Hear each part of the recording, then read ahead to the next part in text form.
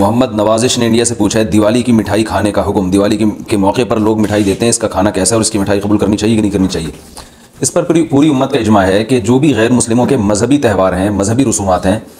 उनमें किसी किस्म की शिरकत जायज़ नहीं है। कुरान मजीद ने गैर मुस्लिमों की दो अक़साम बयान की हैं। ला यनहाकुमुल्लाहु अनिल लज़ीना लम युक़ातिलूकुम फ़िद्दीन व लम युख़रिजूकुम मिन दियारिकुम अन तबर्रुहुम,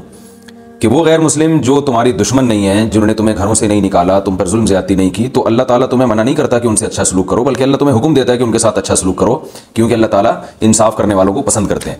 खुद रसूलुल्लाह सल्लल्लाहु अलैहि वसल्लम की सीरत में आप सल्लल्लाहु अलैहि वसल्लम ने यहूदियों की, जो आपके यहूदी पड़ोसी थे, उनकी आयादत भी की है, और आप सल्लल्लाहु अलैहि वसल्लम की जो ज़ौजा हज़रत सफ़िया, उनके रिश्तेदार यहूदी थे, वो उनको हदाया तोहफे भेजा करती थी। तो गैर मुस्लिम जिससे जंग ना हो, उसके बारे में अच्छा सलूक का हुक्म है, उसको हदाया देना, उसको तोहफे देना, उस पर सदका करना भी जायज़ है। लेकिन इसकी एक बाउंड्री है, वो ये है कि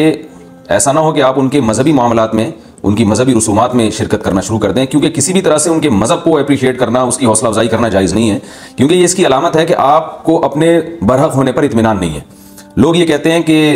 वो भी तो हमारी ईद में शरीक होते हैं, तो देखें उनके मजहब में ये इजाज़त है कि हमारी ईद में और हमारे त्यौहार में शरीक हों, हमारे मजहब में इजाज़त नहीं है। तो हम तो अपने मजहब को फॉलो करेंगे। हमारे मजहब में क्रिसमस है या जो भी उनके मजहबी त्यौहार हैं, उनमें किसी भी किस्म की शिरकत की हमें शरीयत में इजाज़त नहीं दी है।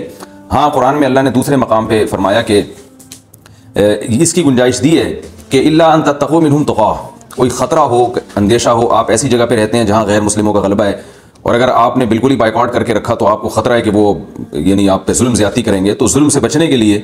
या ज़्यादती से बचने के लिए जिस हद तक यानी आप उनके साथ रह सकते हैं या गुंजाइश है उसमें, जिस हद तक आप उनके साथ जो है वो जोड़ पैदा कर सकते हैं तो करें, लेकिन बिला वजह बढ़ चढ़ के इन रसूमात में हिस्सा लेने की शरीयत में बिल्कुल इजाज़त नहीं है। वजह उसकी है कि अगर आप उनके मजहबी त्यौहारों में शिरकत करेंगे, और तो ये मुनाफ़क़त है, क्योंकि इस्लाम एक तरफ ये दावा करता है वमन यब्तग़ी गैरल इस्लामी दीनन फलन युक़बल मिन्हु, इस्लाम को अपने बरहक होने पर इतना इत्मीनान है कि वही कहता है कि दीन बरहक इन्न दीन इंदल्लाहिल इस्लाम, दीन बरहक सिर्फ और सिर्फ इस्लाम है। तो जब सिर्फ इस्लाम है तो इस्लाम के अलावा सब बातिल हैं। जब बातिल हैं तो इस्लाम फिर उनको अप्रिशिएट करने की किसी सूरत में इजाज़त नहीं दे सकता। ये ऐसा ही है जैसे आप कहें कि फ़लाँ आदमी चोर है और मैं उसकी चोरी को गलत भी समझता हूँ, ठीक है, आप उसके साथ एहसान करेंगे, उसके साथ उसने सलूक करेंगे, लेकिन चोरी के मामले में आप उसकी रहनुमाई करना शुरू कर दें या अप्रिशिएट करना शुरू कर दें, या वो चोरी करके लाया और आप उसका माल खाना शुरू कर दें, तो ये फिर मुनाफ़क़त कहलाएगी।